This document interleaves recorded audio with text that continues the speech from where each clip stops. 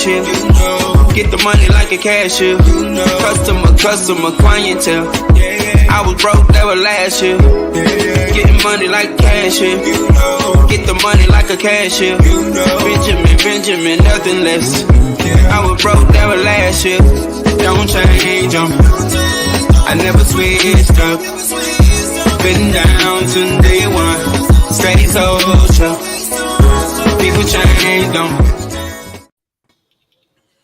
What's up? Hey. Hey, everybody. Apparently, I'm in a circle. I was trying to change my virtual background. Now I can't be seen. So, Got lost in the matrix. I don't know. I don't know what's going on. Maybe it'll pop up at some point in time. The computer can't decide. Dang it. Russia's active. Exactly. Even Apple is messing up. Right. Well, whatever. Anyway, my name is Marques, y'all. How y'all doing tonight? My name's Kevin. And I'm Hashim, also known as Hashade. Sheesh, it still ain't came on, is it? Oh, wow. Okay. It's gonna be what it's gonna be, brother. It's not meant to be, I guess. Sheesh. Hey, look, see, that's how we wrap up Black History Month right there. You know, wrap it up with Black technology.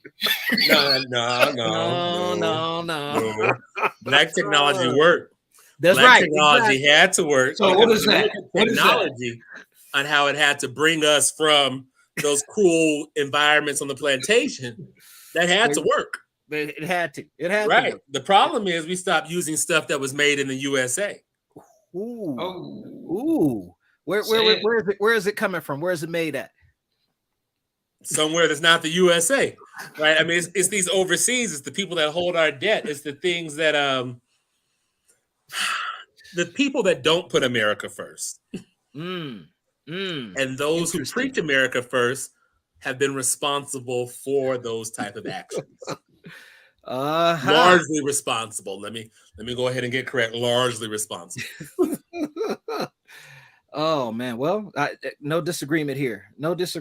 So, no doubt. So we get to wrap up this month, and so let me just start off by causing some drama. What month is this? Yeah, exactly. This is people say, oh, this is Black History Month. No, this is History White Folks Want to Hide from You Month. Hey, that's all I gotta say is, and those are my words. Hashim. I know it's 3 black guys, but it's me. hey, forget celebrating the month, man. I try to celebrate this on the daily. I read something every single day that deals with Black history, every single day. And so forget this concept of a month. I celebrate this on the day. And so, yeah, I'm gonna offend folks by it. And it's almost hypocritical when you think about it today, when you talk about education or the lack thereof. Not trying to cause controversy, in that aspect. I just want to be real at this stage. So I hear from folks, well, I don't know where to start and what to do. And so I was in Ohio, and I had went to it was the museum that was it's on the border of Ohio and Kentucky. And during that time frame, Ohio was a free state. Kentucky was not. And there's that river right there that separates the Ohio River, that separates the two states. And so I had went to it was a slave museum. And I don't like to use the word slave. I use enslaved now. The people we were enslaved folks. So I went over there, and I saw 2 books that I purchased, and they're pricey, but I'm okay with that. But for folks who say they don't know where to start at, I'm gonna show y'all 2 books real quickly. Hopefully this comes up right. Can y'all see that? Put a little closer. Little Legends. Okay. Little Legends, Exceptional Men in Black History. Gotcha. Little Legends, Bold Women in Black History. So these 2 books, and honestly, I probably won't keep them because I'm gonna share them with somebody. If you want to know about what we have accomplished as a people, let me tell you, something blew my mind. I was reading this story of this guy named James Armistead Lafayette. And if I got this right, this man, this man lived in South Dakota. he started a farm in South Dakota. And not only did he start a farm in South Dakota, he had one of the largest farms in South Dakota and basically ran things. South Dakota. The history of black men and black women is just off the chain in that aspect. We were all over this country. You all know that when black folks were given the right to vote, that we had something like 1 million registered voters. And then during that time period, as you all probably know, black folks were in state houses. They were in the federal house. They were in the federal government. And then it all changed because Jim Crow era came in and it was like, we don't like this. And so voter suppression came about. And then I think when all that came in, we lost about a century, lost about 100 years of democracy. And during that 100 years of loss, right. During that 100 years of loss, I think the voters went from 1 million black voters down to 700 black voters, registered voters. And we lost that. So interestingly enough, now 2022, 2021, what's happening? The request or the goal to suppress votes again. And so the question is will history repeat itself? But due to the fact that people don't know history, how do they know that it would repeat itself? Because, well, folks don't want to learn history. So these two books that I talked about, Little Legends, Exceptional Men and Bold Women in Black History, easy reads, easy things to find. And these are people who you can read about who, quite frankly, would probably blow your mind. Who invented peanut butter? Who invented the stoplight? All that stuff. Who invented maps and how to articulate maps and gradients and maps? I'm done. But anyway. and I think it's so interesting that, you know, we have to give small pieces to a group of people that have never had a law written that said that they could not learn or read. Right. It just blows my mind. Right? Like, but okay, give it to you something that's digestible. You'd be surprised what you could swallow whole and live through, right? Like, so I feel just, hey, take it. Exactly. Jeez. Oh my goodness. So yeah, you hit it on the head. It really, what else is there to say? Except that forget this month stuff, and it's hypocritical because I don't want to hear about it. Simply, because it's still the shortest month. I mean, they can't. No matter what, you still gave us the short end of the stick. It's still the shortest month. I can't get over that. It's 28 days. So it's progression. And I don't mean to be like, oh, it's okay. You know, I never be like, oh, it's okay. You know, we went from a weekend to a week to a month. And it's really sad because, you know, like, why are we condensed to a month when this type of stuff should be taught all year long? Like, I get it, but I don't agree with it. But also, I have some book suggestions as well. There needs a book that people need to read. It's a thin book, and I have it on my shelf, but I'm just not going to get it because we're on the camera. But it's called Stolen Legacy.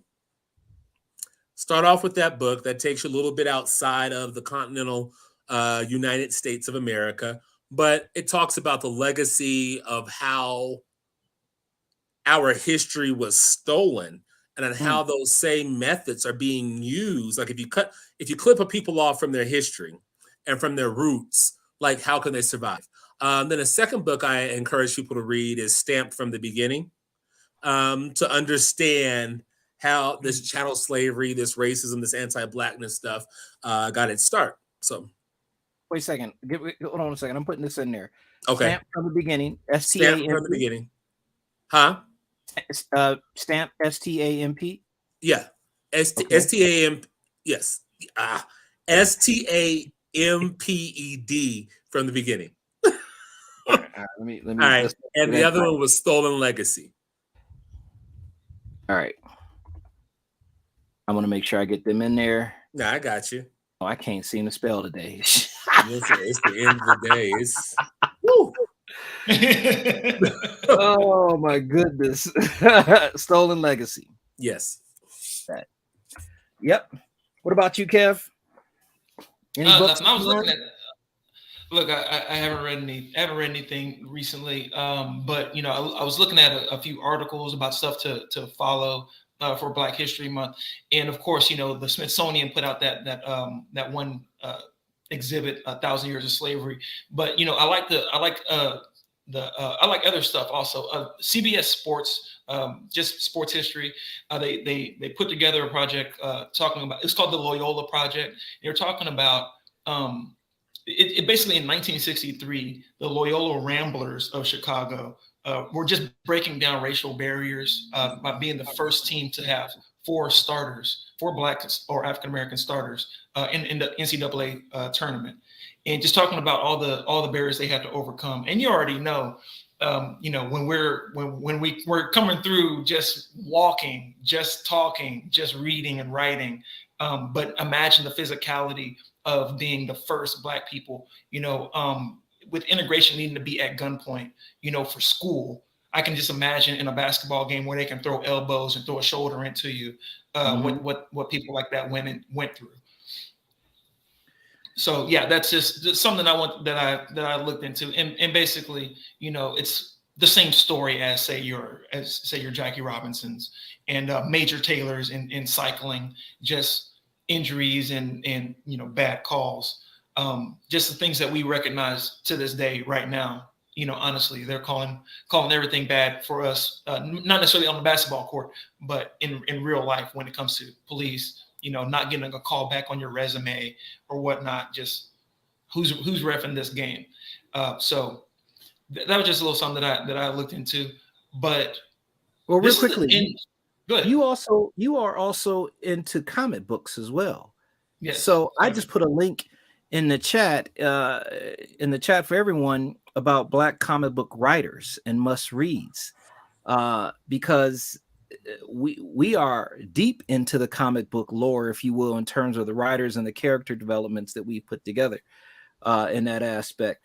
And so I put that in there as well, because I think for those who are interested in Black history, but Black history from the point of view of how they're written in comic books, if you will, comic book characters and artists. Yeah, I think you should check that out just the same as well. So I put that link in there. CBR, yeah, I watch their YouTube channel. They make a lot of good stuff, a lot of good content. No, so I heard Russia. What was that? Russia was invading Ukraine. How you feel about that, Hashim? You want to? I hadn't heard anything about it. I've been so consumed with what's been going on in Ethiopia with Tigray. I didn't know that anything was even happening over there in Europe. What happened? Wow. I mean, you know, the same thing that happens in Black countries, you know, for years at a time. You know, you look back as far as 2019, there's been issues going on in Ethiopia, also South Africa. You had a president that was jailed. Jacob Zuma was incarcerated. Like you have major goings on, but for some reason we have wall-to-wall coverage of Russia and Ukraine. And what's the difference? I don't know. Something strange is going on there. I know you all have missed this. This is the difference. It's this, not this. So talk to me about what's going on in Ethiopia, because you know what, I actually keep my head out the news. I am not paying attention to the news, so much so that I don't even get on Twitter very much anymore for purposes of news, which is where I would normally, you know, look at the headlines. But the problem is you can't believe the headlines. So what's going on in Ethiopia? Oh, just, you know, your standard genocide, your standard, you know, raping and pillaging of innocent women, and destruction of families, tribal warfare, that type of stuff. You know, the same things that, you know, ethnic warfare, the same things that, you know, the UN steps in to get involved and gives money and aid to. And, you know, sometimes the US steps in and says, hey, you people stop fighting. You know, the same thing they do for people who are white. And please miss me with the whole ethnicity thing. I'm talking about race. But that type of stuff has been going on for over a year straight. And we've yet to do anything about it. We've yet to do the sanctions. We've yet to send aid. We have yet to even acknowledge it on a consistent basis. But, you know, I mean, what is that? Typical American way? You know, I'm thinking about when the issues happened over in Haiti when their president was assassinated and the turmoil they went through, and you had some Haitians go down to Mexico and come up and through the border, American Mexican border, and how horribly they were treated. Like, it was like, oh yes, I didn't get to do what my great grandfather did to these people that look like this, but I get to do it now. You know, how they chased them down and whipped them from horses and treated them like child slavery times. You know, we saw how the U.S. behaved, how slow Joe Biden was to comment on that, how those practices still have not been stopped, how those Trump greenlit practices still have not been stopped. We also see that he does not have the same energy to talk about those things that happen here on American soil with foreigners coming here. He does not have that same energy to talk about things that are happening on the Africa continent. And he does not have that same energy to talk about things that are happening to Black U.S. citizens either. Yep. So, you know, and before my myopic thinking, believing type of viewers and friends look at this and be like, oh, you shouldn't be tearing down the Democratic Party. You're only doing the work for the Republicans. No, they're doing their own work, right? And I believe that if one lives a life above reproach, there would be little to nothing for me to tear down. And Black folks are just sick and tired of being sick and tired.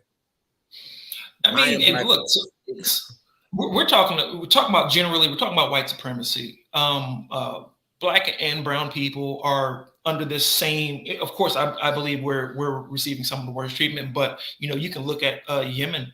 They're still suffering under the genocide, basically of the Saudi Arabian government. Prince Mohammed bin Salman is, you know, all the blockades and everything. People over there starving, can't get water, can't get medicine. You know, as far as the prince, even kidnapping people. You know, like, of course, like when royalty gets kidnapped, they're locked up in a 5-star luxury hotel and not allowed to leave. But people are starving in Yemen. We're doing little to nothing because we get sweet oil from Saudi Arabia. Things like that. So it goes around the world.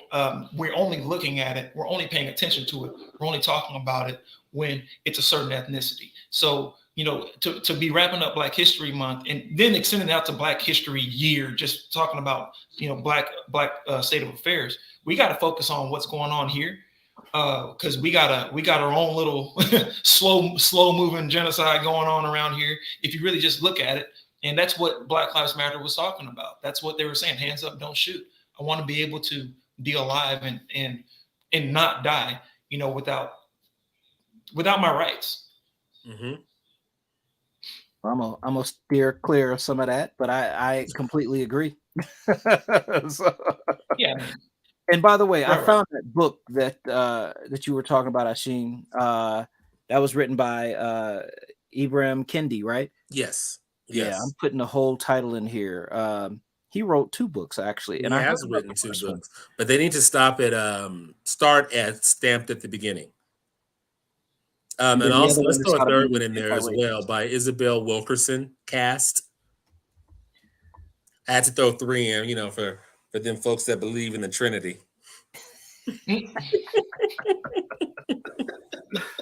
What was that? You said Cast by who? Isabel Wilkerson. Okay. All right. Yeah.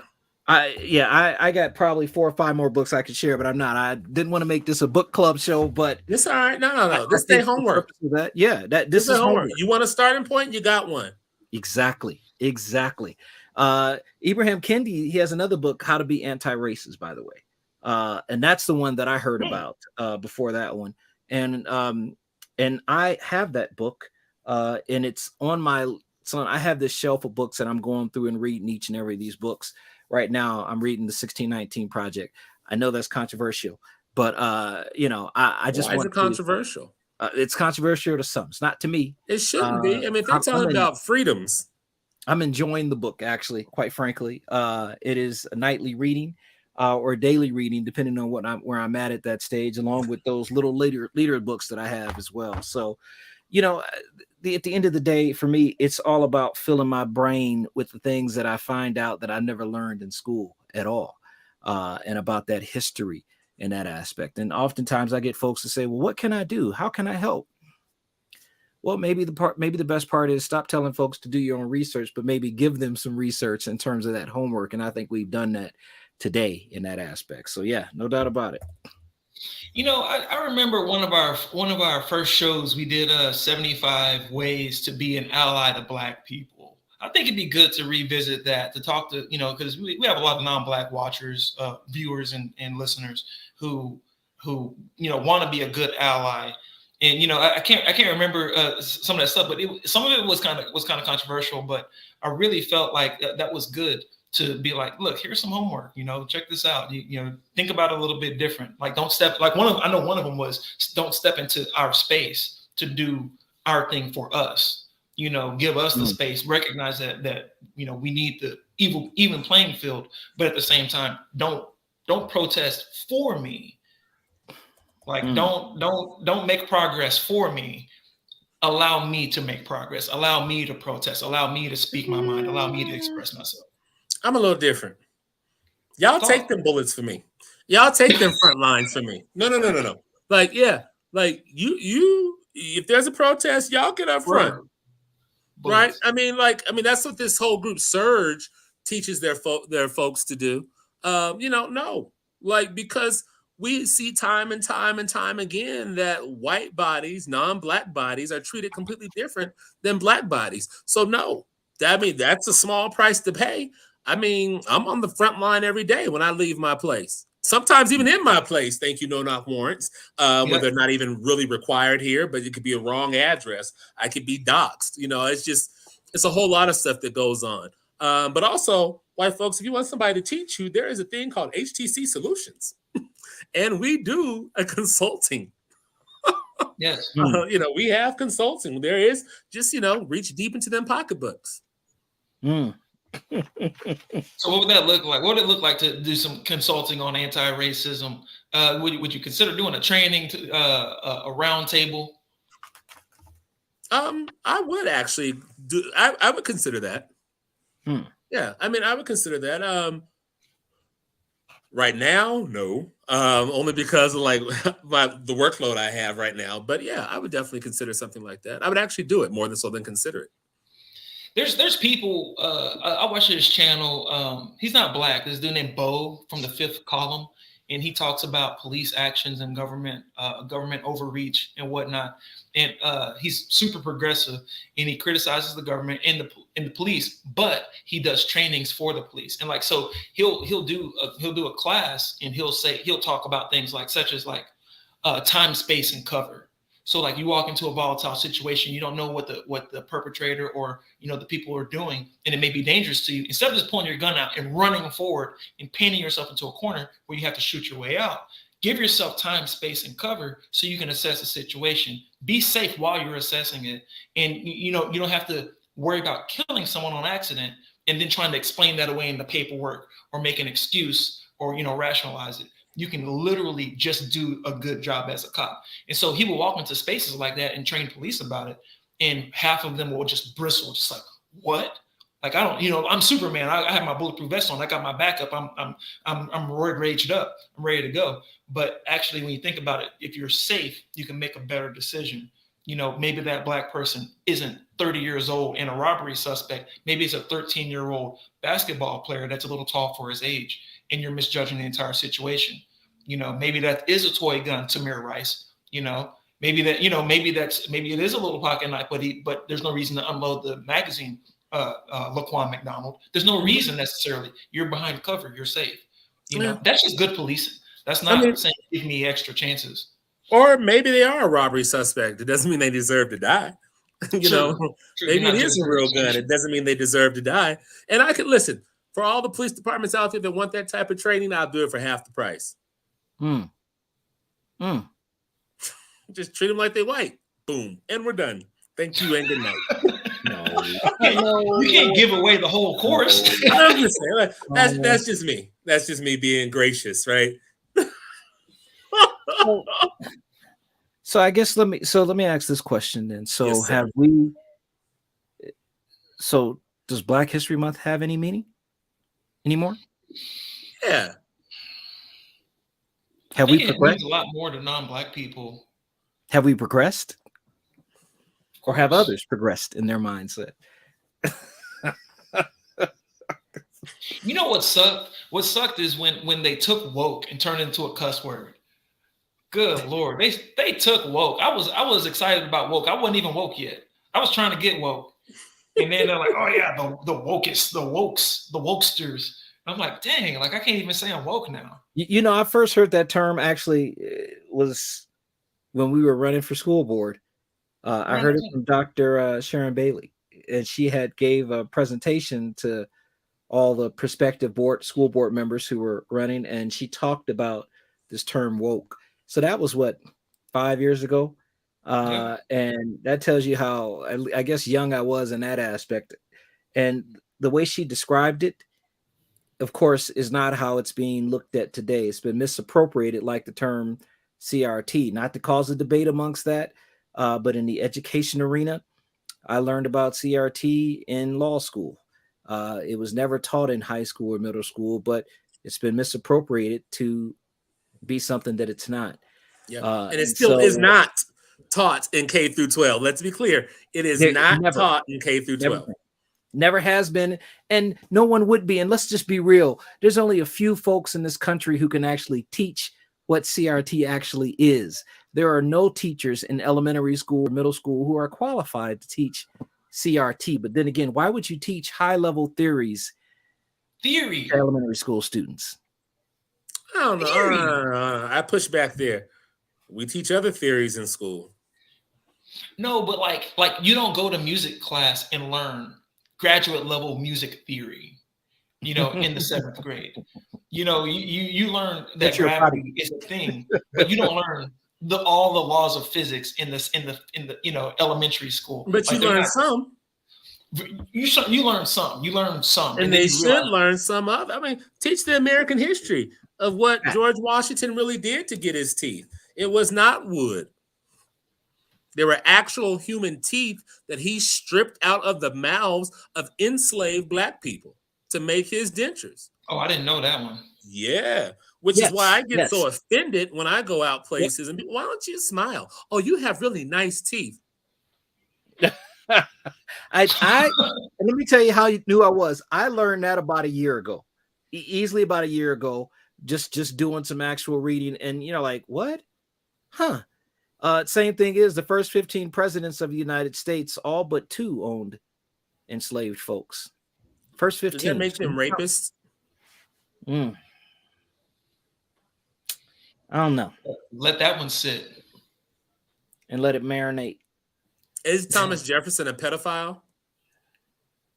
These are legitimate questions. And the interesting part about this whole scenario is that folks get offended by it, and they're saying, well, I don't want my feelings hurt, or I want this or that. But here's the interesting part is no one seems to have asked the Black and brown folks their thoughts on these issues. What's your thoughts as a parent? If someone were to ask me as a parent, forget your feelings. Let's learn real history. So much so for me that I have just paid for, it's called African Ancestry is the website. And it's similar to the 23andMe's, except that it's owned by a Black woman. And what it does is it does the same thing, except they have the largest and most extensive DNA bank in the world, in the sense that once you take this test, number one, they don't store or keep your DNA like the 23andMe and all the other versions. Sounded good. They don't keep that. They don't turn it over to police departments, none of that stuff. What they do is they take your test, and then they put that into the system to determine where your DNA is. Now, 23andMe can tell you, hey, your roots ancestry lies in Africa. Okay, Sure, anyone can tell you that. However, African ancestry will tell you not only in Africa, they'll tell you what country within Africa, they'll tell you what tribe or lineage tribe that you come from. They'll give you down to the tribe of where you come from. Oh, and then after they've done the test, they then destroy all of that and give you the results. $299. That's the best money I've spent. I can't wait till it gets here to take it. So there's the maternal side and the paternal side. I've taken the maternal side. I'm gonna do the paternal side as well. And then because I'm interested, because you know my children are multi-ethnic, I'm gonna have it done to them. So hopefully we can see where the lineage rolls down to. I'm curious to know what tribes does Ivy's come from? That's what I'm interested to know. And so AfricanAncestry.com, I'm really trying to put that out there and promote that. I think it's some of the best money that you could ever spend. And you don't have to worry about your DNA being turned over to any police departments, FBI, banks, any of that stuff, or them making, or they would take that DNA and then they would make medications and things of that nature. There you go. Right. None of that. So I have a quick question for you. So with that, it's $300 for the maternal and $300 for the paternal. No, the paternal is cheaper, and I'm just pulling it up now. It's actually cheaper. So the maternal, it's called Matriclan Test Kit, $299, and then they have the Patriclan Test Kit. Oh, I take that back. I guess that went up, $299, but that's only for male takers only. But the Matriclan is for everyone. But it just gives you that ability. And I'm going to read this to you. It says, this at-home test reveals the specific roots of your mother's maternal line up to 2,000 years ago. Oh. An African result will receive both country and ethnic group of origin. I want both. I want to do them both. Do they have a special, $600? Yeah, I mean looking at that too. But it says buy any kit, get 20% off another kit. So 20% off. So you buy $299, you get 20% off the other. If you watch Karen Hunter, I think she also has a that's like off. $60 off. Yeah. It's not a whole bunch, but $60. But Karen Hunter, I think she has a code too. I think it may be another 20 or 30% off as well. So put in Karen. Okay. Hunter. Well, listen, if there's some white person out there that wants to do something like, hey, this is my way of giving back, boom, hit me up at We Love Hashim on Twitter. Get my test for me. But also right quick about this test. Does it give you what 23andMe would give you as well? Which is? Like if I got, the reason why the curl pattern's a little straighter in the back of my head while my mama and daddy look like me, like, will it give me that? My understanding is that it gives you all of that. Okay. In fact, because here's the thing, because they have the largest genetic ancestry base in the world, those folks are trying to take from them. Got you. Well, I'm just saying, if they're saying largest because they hit Africa, I want my American stuff too. Oh yeah, just in case I can trace back and they're like, this was left to the descendants of plantation owner, white man rapist. I'm like, run me mine because I'm a descendant of there too. So yeah, I want it all. 2,000 years. Takes you back 2,000 years. But that's 2,000 years for the continent. I need to go back prior to 1619 on this continent. Well, I don't know about that. That's a good question. That's a fair question. Hey, look. Right. But it's takes you back 2,000 years. Takes you back to what? 22. Back when Jesus walked the earth. Year 22. So flying on the wings of faith right now. Hey, Marques, you're legally astute. Sometimes, if you were to find out that you're related to someone, is there like some sort of a class action suit that could be made to get into some of that inheritance, that sweet Jeffersonian money? Some of those inheritances that have been passed over because you weren't considered to be a human when they were being dished out. Some of that Rockefeller money, baby. Not that I know of. Really? You said that too quick, man. Yeah, but listen, if it says something is left to the descendants thereof, right? Well, I am a timing. descendant, even though he raped my, my maternal whatever up the line. Yeah. There's statute of limitations, on all of that stuff. So, you'd have to look at that. You'd have to get someone who's really steeped into paternity and maternity, who's also a historian as it relates to specifically to Black people. I wonder if someone out there exists. Right. Yeah. Yeah. Like exactly. you need like a forensic audit of your of documents relating to birth and whatnot. And then statute of limitations probably just like cut a lot of that out.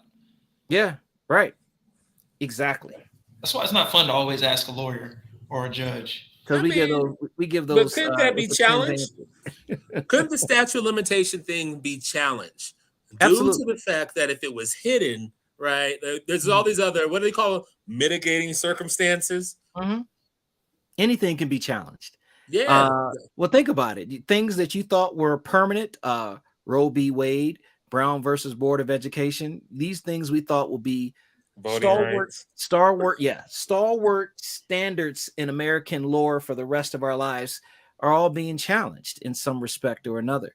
So everything can be challenged in that aspect. So absolutely. It all depends upon people. It takes people to change those laws, which they can do. But there you have it. I'm down. Well, guys, I'm down like Uncle Turtle's chin.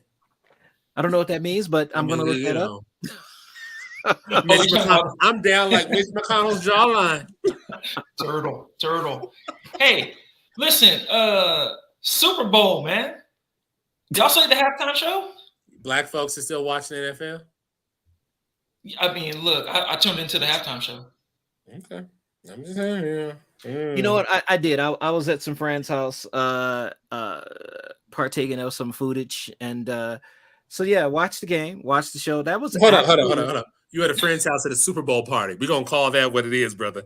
That's what it was. That's what it was. That was the first time I watched a game, like a game from beginning to end in probably 2 years.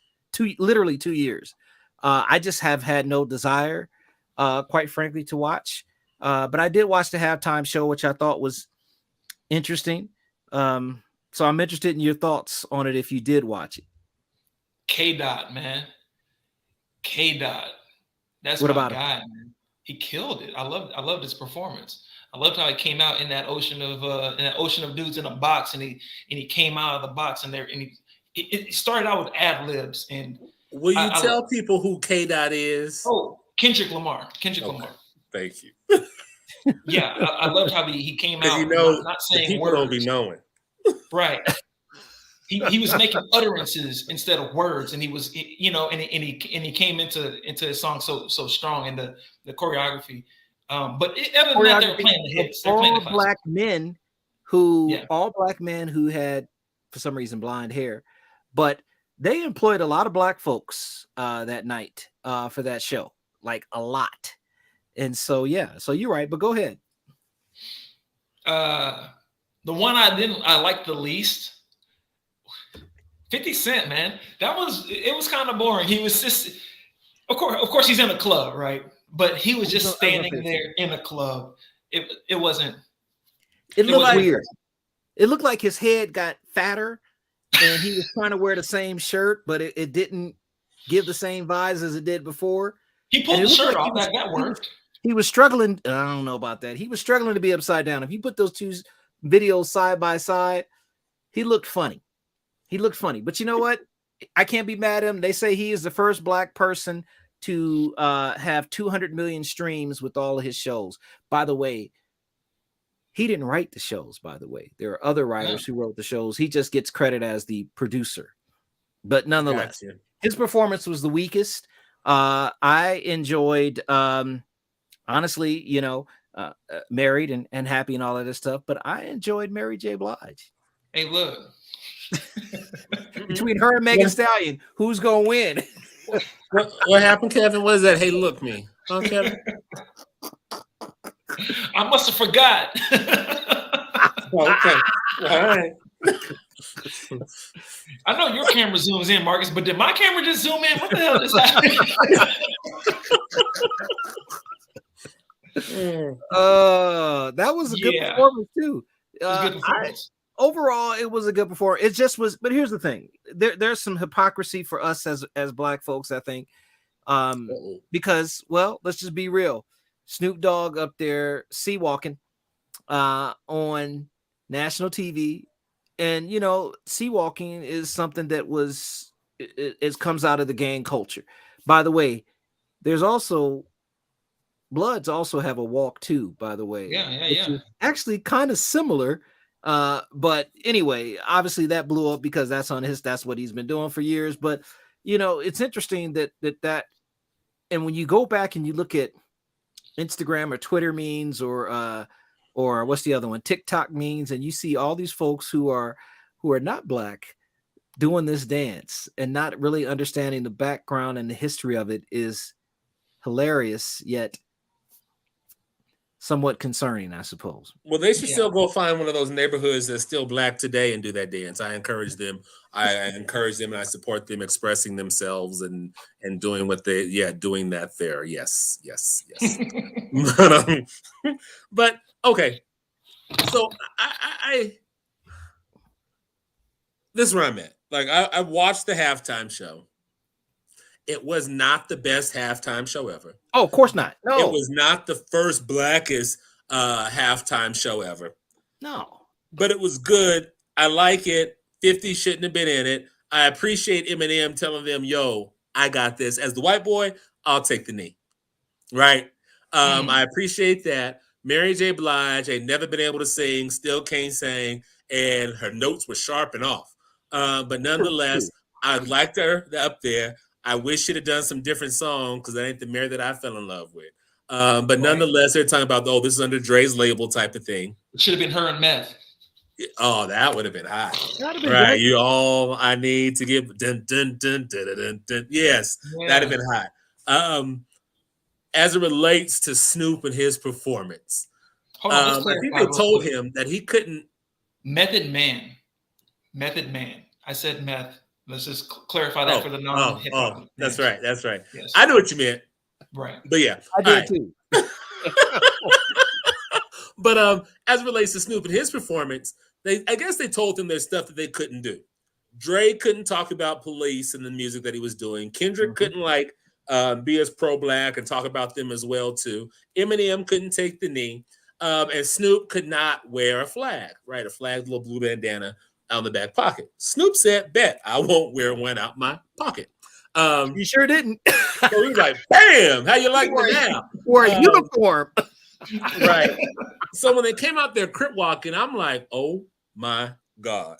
Like, do your thing, strut your strut, but yikes. Like, and I went from a yikes from a point of remembering when gang violence popped off and it peaked here in Colorado and also in Northern California and the trauma that brought out. And I was like, whoa, so this is interesting. But I also understand how gangs started originally as a form of protection against white supremacy, Klan folks, the night riding type of folks, white folks that would come into Black neighborhoods to cause us harm. Gangs were created then as a response to that behavior. And then, so when white supremacy is like, how do we destroy this type of thing? Right? You toss in drugs, you toss in all these other type of things. And then those things that were once meant for our good then began to spin and began our destruction. And it became to the gangs that we know of today that help usher in, can't say usher. You can't say that. Help usher in. Black history got blacker. Gentrification and helping to blight neighborhoods so the price can fall, people can swoop in, buy out, and now we no longer have our historically Black neighborhoods anymore. Hey, look, I feel like whenever you have those community groups that are protecting our community, and then they take the leader, they take the strongest, most positive leader that's keeping some of the more negative connotations at bay, that's keeping everything pointed in the right direction. Of course, it's gonna start falling the wrong direction. These are there's always been people that needed leadership, that were trying to do something good, and they didn't have all the answers, didn't know exactly what to do. And you just boom, start taking those leaders out. Start taking out your Malcolm X's, your Martin Luther King. Start taking out your, all those things. Yep. Yeah. It really makes me think of Black Lives Matter 5280 right here in Colorado, doing the work of white supremacy, and along with the white woman M.K. Fleming, lying there at the state capitol, accusing a black man of rape. And yikes, the black man who polls has a higher polling number than career politicians. This young black man who only has a high school diploma, achieved elected office, is polling higher than people who have been in elected office longer than he's been alive. And I'm like, why would you go to elected officials? Go to the police. You should be at the police station. That's what I think that goes. How do we go to this? We're talking about how they come into our community and destroy black leaders. Yeah. Like, y'all N-words, y'all ain't about to rise up. No more focal points, no more unifiers. Nope. And look, talking about local stuff, the Colorado Black Caucus of School Board Members. That's they're going to be having a service on the 27th in Colorado. I think that's excellent. The Grand Memorial Church of God in Christ. Where is Grand Memorial? It's on 72nd. It's East 72nd Place, 6610 East 72nd Place in Commerce City. Oh, that's right. I did see that. Yep. So Michael Carter from our show is in there, and just being two recently former school board members. Tay's the president. Tay's the president. But Kevin, talk about the history. Talk about the history. No, don't talk about the history. Look. Talk about the history of the Colorado Black School Board. Oh, anyway. Look, I'll say this: being two board members from a record-setting election for electing the most black school board members at a time, and we didn't even know about that. Someone just sent us the newspaper article. We're like, wow, we didn't even realize we made history, and that tells you that tides are turning. And obviously, Hashim, people have to activate. White supremacy, it never sleeps, it never rests. They're going to have to do something, because black people are getting elected. Black people are getting into offices that are important, because sometimes a city council seat might not be as important as a school board seat. We're talking about children here. Sometimes a state rep seat might not be as important as that school board seat. We're talking about literal education for their entire adult life here. A lot of these people aren't going to go talk to a congressman. They're going to go to their school board meeting. So just saying, we're talking about a lot of kids here. So they say all politics is local. So all politics is local. And I'm just a little pushback, Kevin. All seats matter. Yes, all seats matter. But so this is maybe definitely a conversation for another show. It's definitely material for another show. But all black folks ain't the same. All black folks ain't kinfolk. Some are skin folk. I ran a school board race citywide, not Tay Anderson's race, but the next citywide, I worked on his campaign, but the next citywide race that came after that, I ran Scott Esserman's campaign. That's right, yeah. And we ran against several candidates, and one happened to be a black man. And I would hear him tout Black Lives Matter, and it took all that I had in me not to just drag him, right? Because I try to monitor how I participate on people when I believe they have good intentions, but their works don't line up with it, which is interesting because he's a pastor. But he's talking Black Lives Matter out of his mouth, but never once have I ever seen him say anything about the treatment that the youngest black elected official in the state of Colorado has ever received from day one. He was highly critical of him, even before the whole lies, the false allegations, the defamation of character started. He was highly critical of him, never said a word about the death threats that the young man received, never said a word about the racism that the man received through his emails, but just was highly critical of him. So fast forward, during this last 2021 race, he remained silent when the white woman said this black man raped 62 DACA children during lockdown, during shelter-in-place COVID. This black man remained silent. I asked him publicly if he would say something. I asked him privately if he would say something, and he said, "Let me give you my best Helen Keller routine." He remained silent on it. So here you have a white man who was Scott Esserman that had the unmitigated gall to hire a black man that had no criminal offense or even had a criminal offense on his campaign and caught holy hell for it from Alexis Mendenhall Harrington, who ran negative publicity ads against our campaign because we hired Tay, we gave a black man a job, that other black dudes still remain quiet. Right. So what I'm saying is, just because somebody is black is not enough. You got to scratch. They're pro-black. Yes, right. And you just might only be pro-black yourself, right? Right. Yeah. So That's so right, yeah. So I just say all that to say that like and that was a lot. All seats matter. Yep. And sometimes we have to go. Identity politics is a cool place to start, but it's not always the best place to end. Yeah. I mean, and no, I agree with you when you say all seats matter, because I mean, before I thought that I was taking it easy going to the school board, and then it came crushing down on my forehead. Right. Especially you get 2 years in, and then COVID drops on you, and then it's like no more sleep, no more sleep at night, no more ever skipping your emails and whatnot. But education is super important, obviously, to all of us here, talking about school, being former school board members and whatnot, former school board president, and Marques, I former vice president and treasurer myself. Our fellow show member, Michael Carter, is now elected to the Aurora Public Schools school board, and he sent a very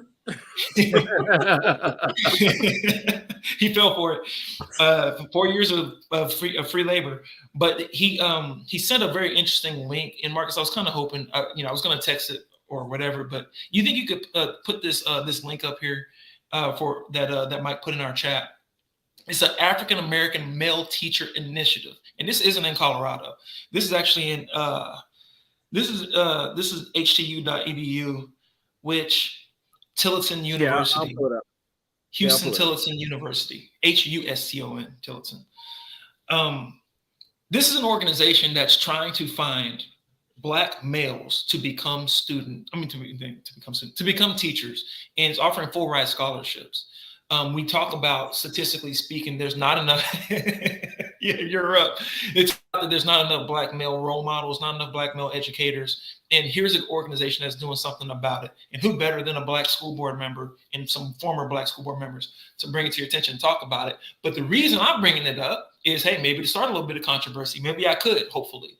Aurora Public Schools in Aurora, Colorado, that I served, needs a program like this. We need to have a pipeline of Black educators coming out to teach our students. We need Black and brown educators as quick as possible. Go ahead. How's Aurora having that issue when they've had a Black superintendent for so long? Whew, man, you should have seen some of those meetings, man. So, I mean, look, so we put forth a resolution to and honestly, look, we're following some of Tay's board's work, kind of copying their resolution to hire and retain Black educators. And then we took the initial step to, at the behest of our teachers union and legal advice, to water that down a little bit. I'm willing to say after the fact, water it down and call it to hire and retain educators of color. Right. So that already watered down the effect in one level. But I think it's fair. And I think it's, when people talk about the criticism of you don't want to become racist to try to fight racism. Like I get that and I understand that. And we have a very diverse district with people from 140 countries in our district. So I understand that. Right. I did vote for it. So I'm not going to be hypocritical after the fact and say I didn't understand where it came from. Too much recentism in our society nowadays. So I did support that. But the focus on Black students is super important. And I'm willing to say, hey, look, Aurora Education Association, CEA, even Colorado Education Association, Aurora Foundation. We need to think about it and look into making programs like this. Did we get that up? Just if we could screen share. No. Okay. Well, it's just difficult right now. Chrome. No I hate Chrome. Yeah, I mean, I'm on my phone and laptop, so it's like I don't know exactly how to whatever. It's on my phone. I can't put it onto the laptop. You hear that, Apple? We're looking for sponsorship. Hey, look, so we're having this sponsorship conversation, but no, there's people watching this show right now that own a small business that want time to advertise. You can look back through our catalog. We get views, especially around election season. You're a small business owner. You support Black businesses. First of all, you need to go to patreon.com/dopeblackthoughts, become a recurring member, and support a Black business right now, because we're a budding, burgeoning Black media source. That's one. But two, you need to advertise your business right here. Go to patreon.com. Also go to dopeblackthoughts@gmail.com or Marques or Kevin or info@dbt.network. Drop us a line. Go to our facebook.com/dopeblackthoughts and see. Let's make a deal. We need to get you some ad space. We can do written ads. We can do video ads. We can do spoken ads. Because there will be radio space being offered. There will be video space on YouTube and Facebook Live. All right, so real quickly, I know we got about 4 minutes left. I just need y'all to know some history on the NFL. The first 3 headliners of the halftime shows, the first year was Grambling Marching Band. The second year was Grambling Marching Band. And the third year was Florida A&M's Marching Band. 3 historical Black colleges were the headliners for the halftime show of the Super Bowls. Now, that was in the 60s. I'm just throwing that out there. So I'm wondering if the Super Bowl would be willing to bring back Grambling and Florida A&M and have a little show off in that aspect. Yeah. So marching band show off. I'm just throwing it out there. I just want to bring that back. That's all it is. That's fine. And if I can tag on to what Kevin said as well, we're about to take off. We're about to explode in that aspect. Everything's about to happen. Website, radio, all that other stuff. Multiple content creators and things about to take off. So we definitely want more folks to be involved. And so reach out. You can contact Hashim at We Love Hashim. You can contact myself. You can contact Kevin, although apparently he's not into Twitter. But you can contact him. I have a Twitter profile. I can never remember it off the top of my head. Reach out. Become a part of this. And we are looking for always content creators, things of that nature. So let me just put that out there.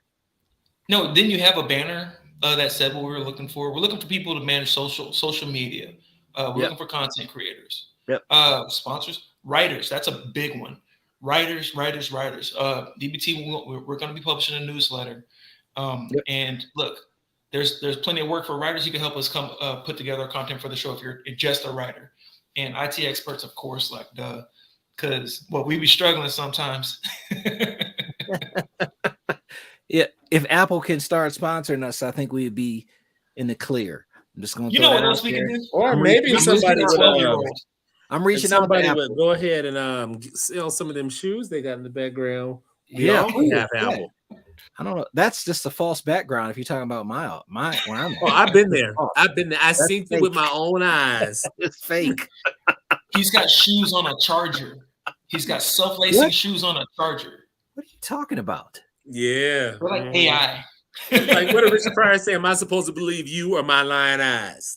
That's a great line, my Richard. That is good. Hey, instead of hiring an IT expert, we could just hire a 10-year-old to come to run it for us. They can figure it all out. Days are pretty impressive. Let's just be real. Far more advanced than us. We at that hour point. There really ain't much to say as far as I'm concerned. I don't really have a dope black thought. This is February. I'm celebrating Black History Month every month. I'm just gonna put it that way, and have been, and will continue to educate myself and do so. But that's all I got. Hashim, you got something? Oh yeah, I always got something. You know what I'm saying. Listen, Black History Month extends all year round. There's 11 more of these to go.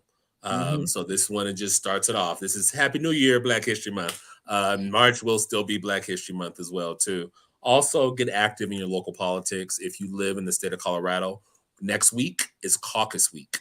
So go to your caucus. If you live in Denver, go to caucus in Denver for Wanda James, who is running for CU Regent. Speaking of Black history, Wanda James herself, Black history, look her up. But when she wins, she will be the second Black woman to ever be on the board of CU Regents. The last time there was a Black woman on the board of CU Regents was 1980.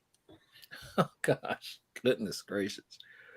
Hey, look, I got a couple for you. You know, local is great. There's also a gubernatorial primaries going on in California and Colorado and Texas here. So you know, don't just just click whoever you think of that has a D or R next to their name or an I because you don't like either side.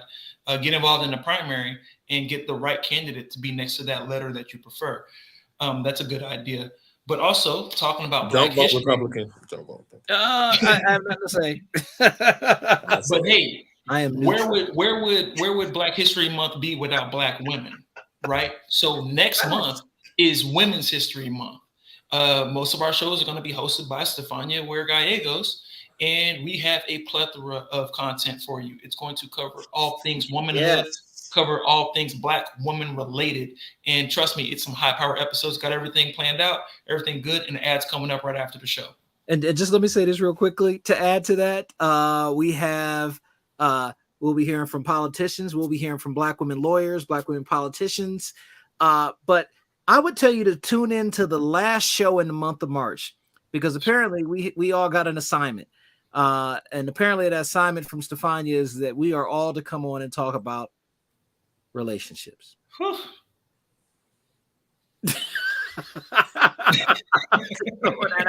It don't work the same over here. You Black, ain't you? You know, I have relationships. I have relationships with Black women, but just none of the romantical type. Hey, look, it's just relationships. I'm trying to find a way to get out of it. Let's just be real, but nonetheless, get out of it. Yeah, exactly. Other than that, dope Black thoughts. You ain't scared, is you? Yes, I am. Your mama and daddy didn't raise no punk. Peace, y'all.